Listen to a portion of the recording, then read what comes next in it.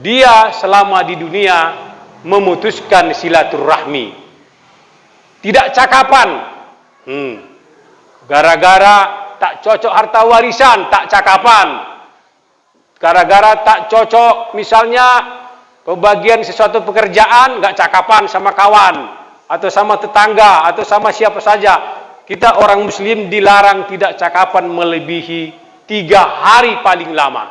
3 hari paling lama.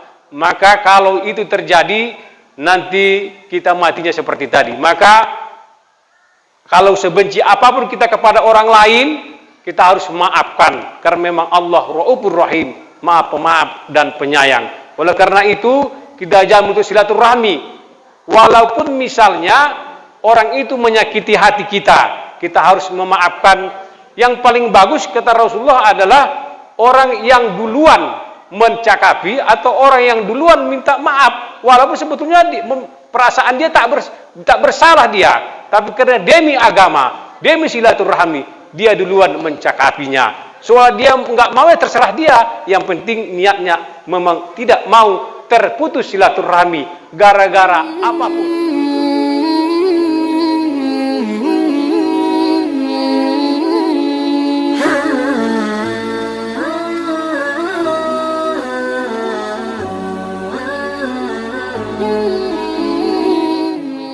Assalamualaikum warahmatullahi wabarakatuh.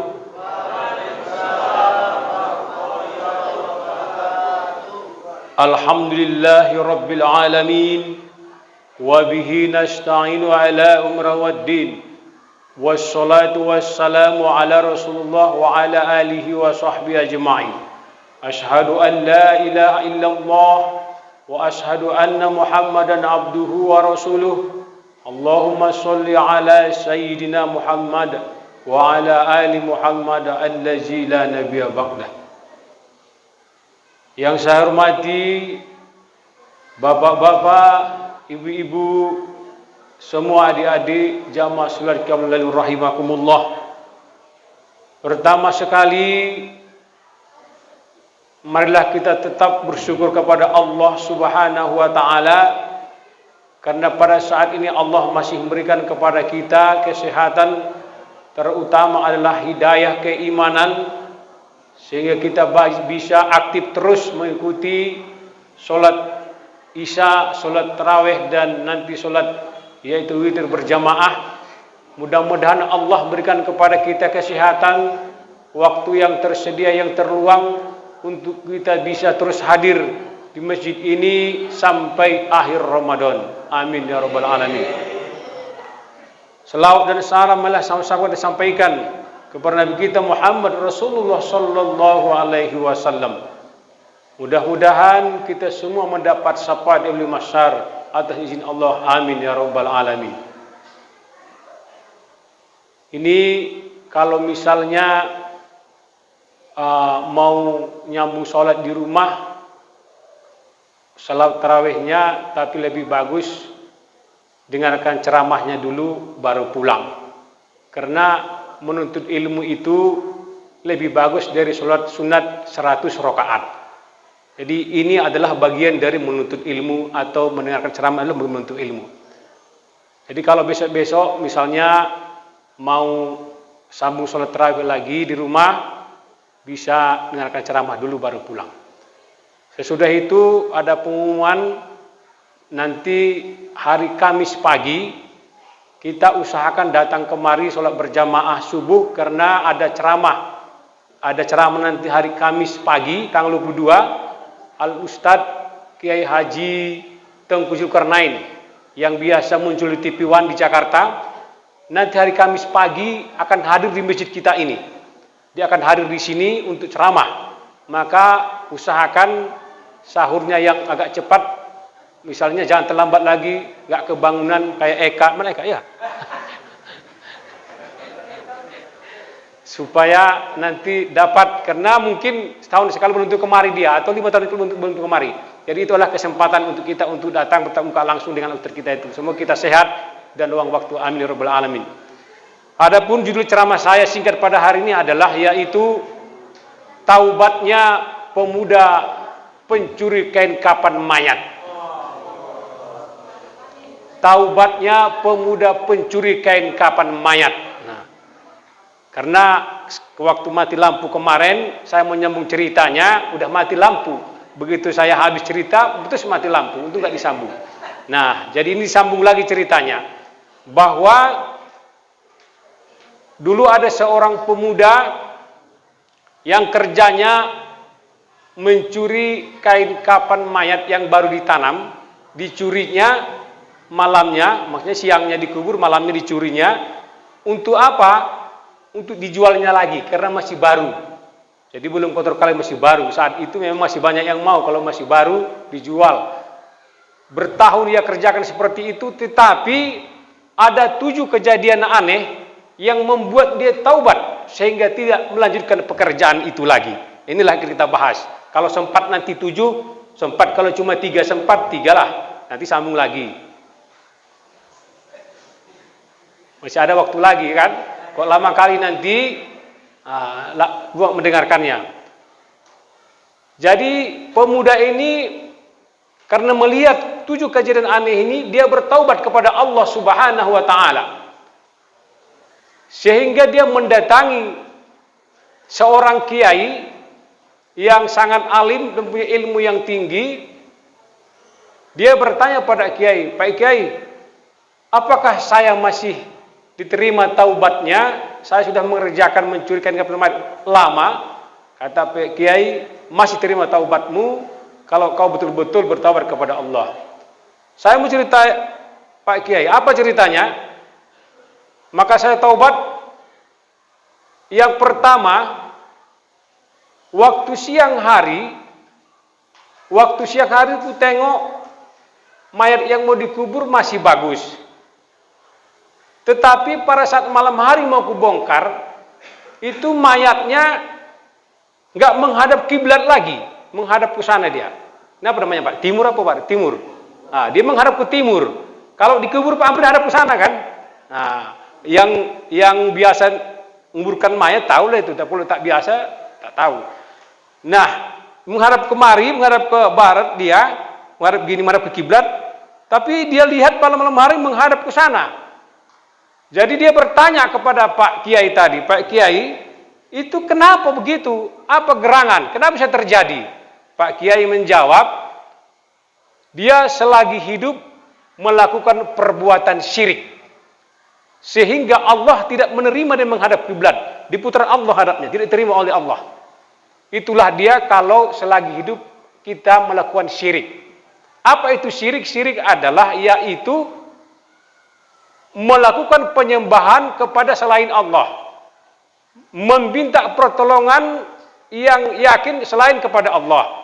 Kalau orang dulu zaman berhala dulu, mereka menyembah patung. Sebetulnya mereka itu mau menyembah Allah katanya, tapi melalui patung itulah baru sampai. Itu salah. Artinya apa? Kalau misalnya ibu punya barang atau katakanlah cincin atau keris yang mempunyai kekuatan, dengan itu kita merasa hebat, merasa istilahnya itu tahan bacot dan lain sebagainya, itulah kekuatan, itu adalah syirik. Dan ketika ibu-ibu misalnya ada bayi yang kadang-kadang bayi ada ibu itu kan taruh gunting di sampingnya supaya nanti jangan kena jin katanya, karena ada segitu pahamnya, taruhnya gunting. Nah, itu juga syirik, tidak boleh. Atau misalnya ada benang itu berwarna-warna, dia anggap benang itu ada kekuatan. Kalau ada benang itu dia nggak diganggu jin dan setan. Salah. Jin setan pun banyak benangnya. Kalau itu nggak takut dia, ya kan? Itu syirik besar. Meminta pertolongan kepada selain Allah, menyembah misalnya berhala, atau misalnya minta pertolongan kepada selain Allah, itu adalah syirik. Ada syirik kecil, itu syirik besar. Ada syirik kecil. Apa syirik kecil? Syirik kecil itu adalah namanya riya. Riya itu adalah beramal bukan karena Allah. Misalnya ada orang pemuda, dia datang malam minggu tempat calon mertuanya, aku sholat lah ini supaya mantap, dipikir Pak mertua saya alim supaya terima sholatlah saya, pikirnya kan, bukan karena Allah. karena mertua. Ini ria namanya. Iya kan? Atau misalnya sholat dia, aku kalau nggak ke masjid malulah. Aku ini kan misalnya udah paling tua di sini nggak sholat malu. Itu juga termasuk syirik kecil. Maka Allah akan menerima wa ma umur yaqbudul wa mukhlisina lahudin. Allah tidak menerima amal ibadah kecuali yang ikhlas karena Allah. Maka kita pun beribadah ikhlas karena Allah Subhanahu wa taala, dan apapun ibadah kita ikhlas karena Allah Subhanahu wa taala. Kita pun datang kemari beribadah karena ikhlas karena Allah Subhanahu wa taala. Jadi umpamanya kalau ada sesuatu yang kita anggap mempunyai kekuatan di luar dari Allah Subhanahu wa taala, itu akan menggiring kita kepada kesyirikan, ya. Misalnya ada ibu-ibu dulunya supaya cantik ditaruh susu, ya kan? Taruh susu ke dalam, menganggap ada kekuatan nanti. Itu syirik juga, tidak boleh, ya. Atau misalnya ada lagi supaya tahan bacok, ditaruh tahapa di sini, itu juga syirik. Karena dia menganggap kekuatan selain dari Allah Subhanahu wa taala. Maka kalau orang demikian nanti mati, maka dia menurut cerita ini dia tidak menghadap kiblat tapi menghadap, itu tidak terjadi sama kita. Dan mulai hari ini kita harus ikhlas beribadah kepada Allah Subhanahu wa taala supaya kita termasuk orang-orang yang mukhlisin. Satu. Yang kedua, kata anak muda tadi, yang kedua, pakai ketika siang hari ku tengok mayat itu bagus. Tapi ketika malam hari aku tengok wajahnya lebam-lebam, membiru, darah bercucuran dari mulutnya. Kenapa begitu, Pak Kiai? Pak Kiai menjawab, itu adalah selama hidupnya sering meninggalkan sholat. Kok bilang sholat tinggal gini, dia ketakutan, ya kan? Sering meninggalkan sholat, gini takutan. Itu adalah gambaran siksaan orang yang meninggalkan sholat. Dulu di Arab pernah terjadi seorang pemuda, yaitu baru 3 jam dikubur, terus digali lagi untuk otopsi, ternyata mukanya sudah memar biru-biru dan pecah. Baru 3 jam. Ada apa? Kalau dia sering meninggalkan sholat sewaktu hidup. Maka yang dicek pertama nanti di akhirat adalah sholatnya. Kalau sholatnya bagus, maka amal ibadah itu lain diperiksa. Tapi kalau sholatnya tak bagus, malah tak periksa lagi. Jadi oleh karena itu, marilah kita tidak meninggalkan sholat sesibuk apapun dalam pekerjaan kita, di dalam yaitu mengharapi kehidupan di dunia ini. Kita konsisten untuk melaksanakan sholat supaya kita tidak termasuk yang demikian. Sisaan kubur itu sangat dahsyat sekali. Yang ketiga dengan pemuda itu adalah, yaitu ketika siang hari ku tengok bagus, tetapi pada malam hari ku tengok mayatnya jadi batu. Kok jadi batu, katanya. Pak Kiai, kenapa jadi batu mayatnya? Apa kesalahannya sewaktu di dunia?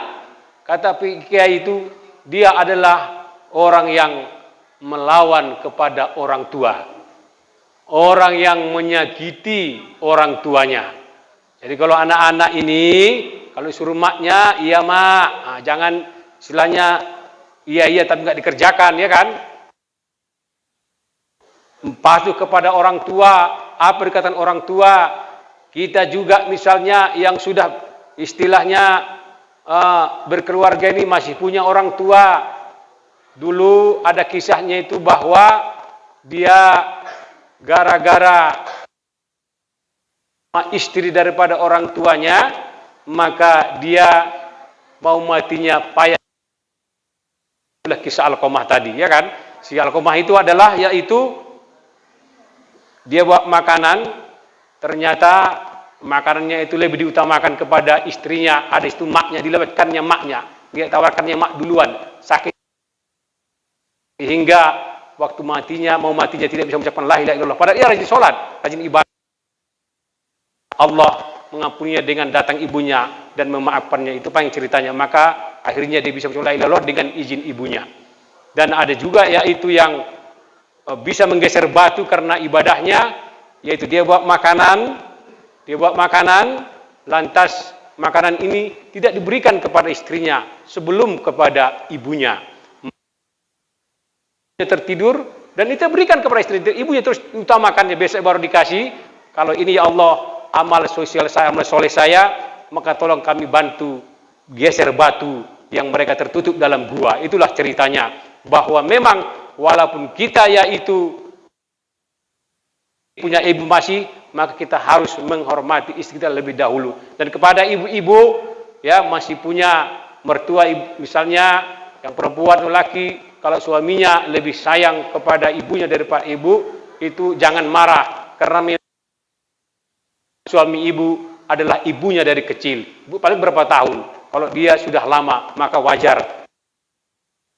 Oleh karena itu jangan istilahnya dimarahi suaminya kalau lebih sayang kepada ibunya, dan itu adalah anjuran agama.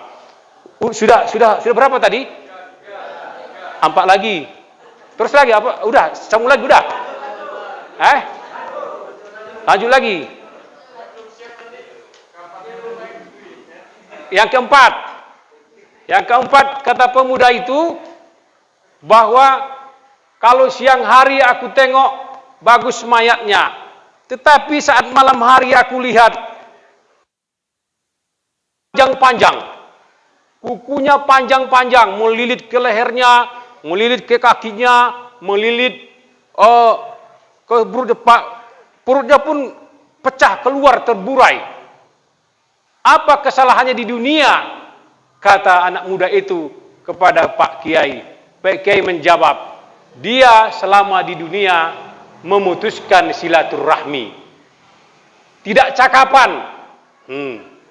Gara-gara tak cocok harta warisan, tak cakapan. Gara-gara tak cocok misalnya kebagian sesuatu pekerjaan, nggak cakapan sama kawan atau sama tetangga atau sama siapa saja. Kita orang muslim dilarang tidak cakapan melebihi 3 hari paling lama. 3 hari paling lama. Maka kalau itu terjadi, nanti kita matinya seperti tadi. Maka kalau sebenci apapun kita kepada orang lain, kita harus maafkan, karena memang Allah Raufur Rahim, maaf pemaaf dan penyayang. Oleh karena itu kita jangan untuk silaturahmi, walaupun misalnya orang itu menyakiti hati kita, kita harus memaafkan. Yang paling bagus kata Rasulullah adalah orang yang duluan mencakapi atau orang yang duluan minta maaf, walaupun sebetulnya perasaan dia tak bersalah dia, tapi karena demi agama, demi silaturahmi, dia duluan mencakapinya. Soal dia nggak mau, ya terserah dia. Yang penting niatnya memang tidak mau terputus silaturahmi gara-gara apapun. Jangan misalnya gara-gara misalnya udah janji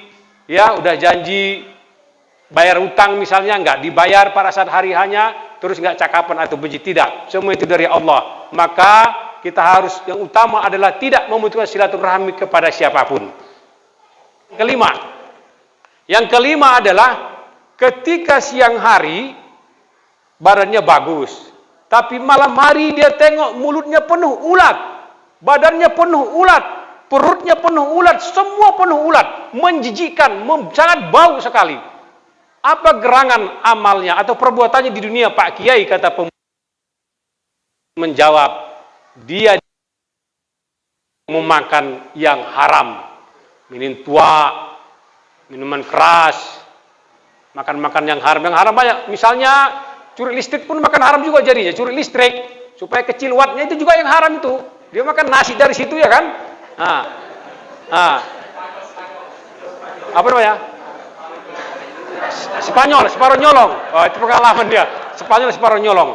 Jadi ada orang pintar kan, jadi listrik itu kan sekian, ketika kecilinya wattnya biar pelan sedikit. Itu tidak boleh. Itu juga makan yang haram.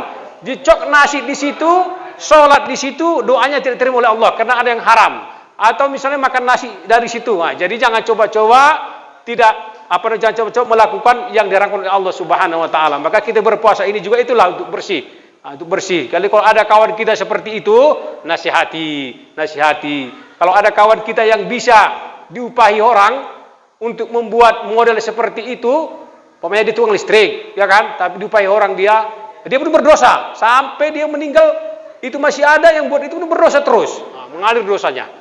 Jadi hati-hati ya Pak ya, itulah makan haram. Kalau mati nanti awas. Atau misalnya perbuatan-perbuatan yang semua perbuatan dosa yang kita pahami, ya artinya kalau kita lakukan itu akan menjadi mayat seperti tadi. Maka jangan coba-coba memasukkan yang haram ke tubuh agar terbukti nanti siksaan Allah Subhanahu wa taala. Siang hari dia lihat bagus. Di malam hari dia tengok, kalau siang hari kuburan itu kan kering. Tapi kalau malam hari dia tengok penuh air, bau hitam membusuk kuburannya itu. Jadi dia pun heran bertanya sama Pak Kiai. Pak Kiai, ini gara-gara apa?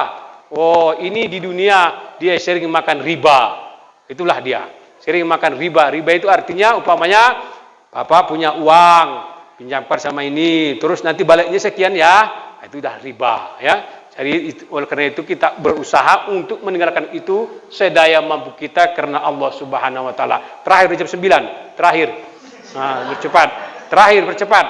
Ya kan? Terakhir yaitu siang harinya bagus mayatnya, malam harinya wajahnya bagus, tersenyum, wangi, senang dilihat. Maka anak muda bertanya kepada Pak Kiai, Pak Kiai, itu kenapa begitu? Yang lainnya ada yang hancur, ada yang ulatnya banyak, ada yang jadi batu. Ini kok bagus, senyum, wangi. Kata Pak Kiai, itulah orang-orang yang soleh, yang rajin sholat. Macam kita inilah kira-kira nanti, amin ya rabbal alamin, ya kan? Yang rajin sholat, rajin sedekah. Luar biasa memang kampung kita ini Bu, sedekahnya. Berbuka banyak terus datang. Semangka, ada kue, macam-macam lah, macam ongol. Alhamdulillah, ini luar biasa. Ku ingat ini lebih banyak bukaan ini daripada tahun yang lalu. Ini lebih banyak, alhamdulillah. Inilah amal ibadah kita. Apa yang kita sedekahkan, yang kita sedekahkan, itulah nanti menolong kita. Apa amal sosial yang kita lakukan, itulah menolong kita nanti di akhirat, di alam kubur. Alam kuburan itu sangat pedih, sangat siksaannya sangat pedih sekali, sangat sakit sekali, dan itu sampai hari kiamat tergantung amal ibadah kita. Kalau amalan kita bagus, dosa kita diampuni Allah Subhanahu wa taala, maka kita di alam kubur itu seperti menonton bayang-bayang sorga, enak sampai beribu tahun pun sampai kiamat, rasanya seperti malam pengantin baru. Ini bapak-bapak, ibu-ibu sudah pernah pengantin baru nih, sudah pernah dulu ya kan. Begitulah yaitu waktu kita di alam kubur. Kalau misalnya banyak amal sosial, ibadah kita, sholat kita mantap, sedekah mantap, sampai hari kiamat terasa nikmat dan indah. Lain halnya banyak dosa, itu datang yang bau, nanti siksaan datang dibayang-bayang, macam-macam ular yang besar datang melilit. Pertanyaan apa, memang ada siksa kubur itu? Ada, siksa kubur pasti ada. Maka Rasulullah menganjurkan tiap kita habis sholat, pas tahiyat akhir itu, Allahumma inni a'udzubika min azabil nar wa min azabil qabri. Aku berlindung kepadamu ya Allah dari azab neraka dan azab kubur. Itulah doanya. Maka itulah kita doakan terus supaya kita tidak termasuk siksa kubur. Oleh karena itu, mari kita pergunakan kesempatan ini di dunia ini beramal, beribadah kepada Allah Subhanahu wa taala, kepada kita tersiksa, supaya kita nanti jauh sisaan dari alam kubur itu. Ini saya ceritakan, ada lagi, nantilah ceritakan lagi ya. Ada nanti cerita lagi tanda-tanda orang yang mati husnul khotimah, ada tanda-tandanya, tapi nantilah kita ceritakan lain hari. Ini sudah jam 9 lewat. Mohon maaf segala kekurangan. Assalamualaikum warahmatullahi wabarakatuh.